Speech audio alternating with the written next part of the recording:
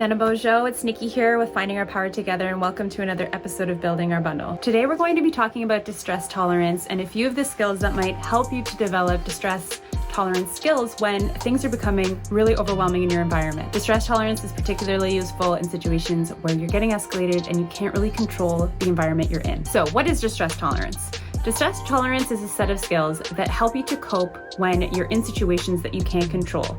These skills are meant to not necessarily reduce the severity of the situation, but to reduce long-term suffering that might result from distress. You can think of distress tolerance as having three main skills. One of them is radical acceptance, which means that we need to accept the situation we're in regardless of how hurtful or how stressful it might be. We need to just accept that that's the reality we're currently in. We also need to develop positive coping.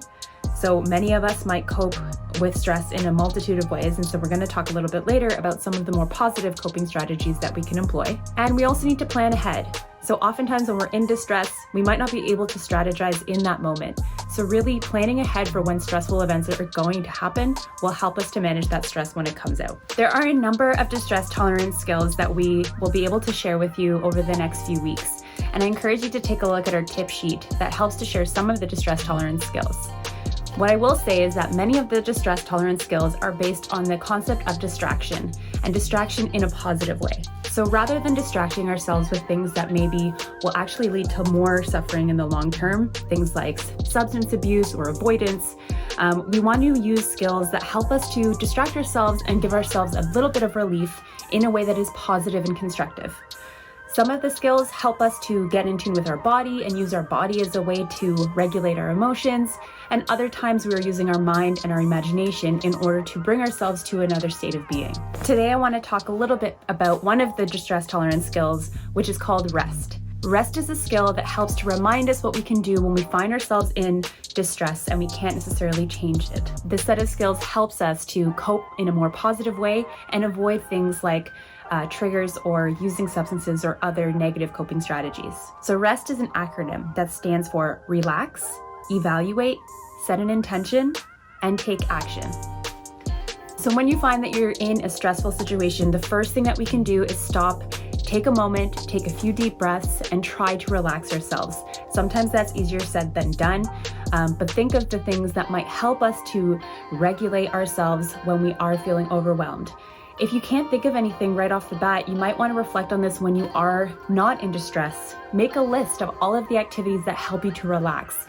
Maybe that means watching your favorite TV show, or going for a walk, or spending time with a friend, or going to the spa, whatever's going to help you to relax. Relaxing isn't as easy as it might sound, and so we're going to be posting some resources in the next few days to help you to understand what relaxation feels like and how you might take on relaxation through mindfulness. The second part, evaluate. Really, we need to take that radical acceptance and that non-judgmental approach to really look at what is going on.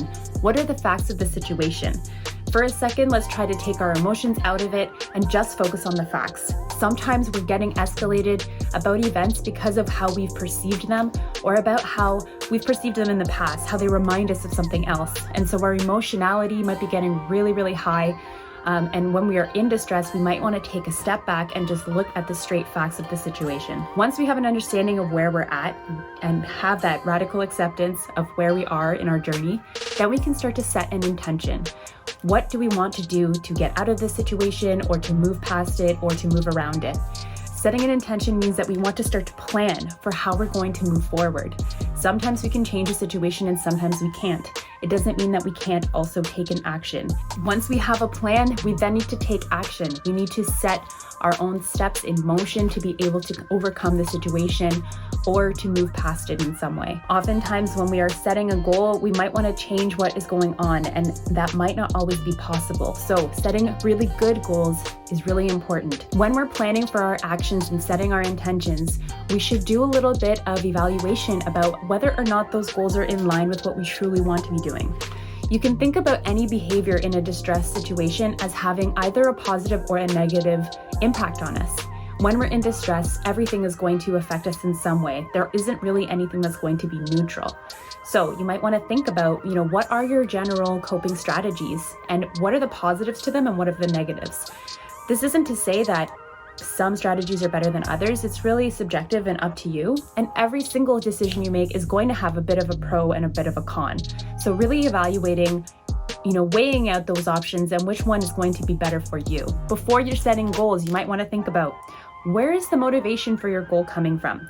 Is it something that you really feel like doing, or do you feel like it's something that's coming from external? So maybe pressure from someone else, or doing what you think you should be doing. Really, we want to set goals that are in line with our internal value systems. You also want to think about, when you're setting goals, how can you set your goals rooted in love for yourself and care for yourself? Make sure that when you're in distress, you are tending to yourself. Sometimes you do have to respond to the needs of others, but always, always, always return to that understanding of self and practice that self-compassion. Also ask yourself, is your goal rooted in well-being? Is it going to help you to achieve well-being by taking those steps? And if not, maybe you need to reevaluate whether that is a good goal. Another acronym that's handy to help you remember how to set positive goals is the SMART goal system. So SMART is another acronym which talks about making goals that are specific, measurable, achievable, realistic, and timely. So we don't want to be setting goals that are unachievable. We really want to set ourselves up for success, especially when we're in distress. So you might want to take on small goals, take small actions in order to be able to really start to build momentum. Once you have momentum and you're in less distress, then you can start setting some bigger goals and working towards bigger intentions. So for this week's activity, we want to encourage you to practice the rest skill. Even if you're not in distress, it's probably best for you to start brainstorming these things when you are in a more normative state. So really start to brainstorm, what does relaxation look like for you? It's helpful to build a list of all of the techniques that help you to relax, so that when you are in distress, you can kind of not even think about it and just go to those go-to strategies that help you to relax. You might want to also practice using the rest skill on a situation that has happened previously. Maybe you want to evaluate that situation. What happened? How did it affect you? And how could you have maybe applied this skill to that situation? When we practice it, when we're in a more normative state, when we're regulated, then we can actually learn how to apply those skills when we are distressed. These skills help to remind us that when we find ourselves in distress, we need to apply our skills. We will always have an emotional reaction, and we can't control that. We've talked about that in a few episodes before, but we can control what we decide to do. And sometimes we need to go to those positive behaviors that we know are going to carry us through those difficult times. So maybe think about a situation from your past. How could you have relaxed in that situation? Evaluate the situation. What was actually happening? If you take your judgment out of it and you take your emotions out of it, what were the straight facts of the situation? And now that you aren't as emotionally attached, what intentions and goals could you have set to handle that situation better? The rest skill also reminds us of our cultural teachings, and we're so thankful to have RJ Smith to be sharing some of those today with us. Bonjour, name kamig oma. It's RJ here, just checking in for the week. Hope you're all doing well. Just thinking about that last session we had, and the idea of being able to take a rest, right, and take time out for ourselves, and really make sure that we're in a good way and setting our path the right way, And I'm reminded that even over my shoulder here, we got winter coming in, and even Shkakamakwe, even Mother Earth reminds us that it's time sometimes to take a break and to renew ourselves and to help ourselves, and so that's just one of those lessons that we take from creation, and so I hope we all don't feel too bad about taking some time for yourselves.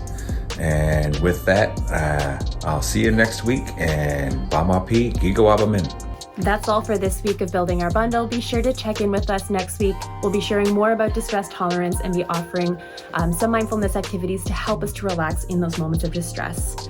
As always, please get in touch if you want to get involved in Building Our Bundle or our mentorship program. We always love to hear from you. That's all for now. Bamampi.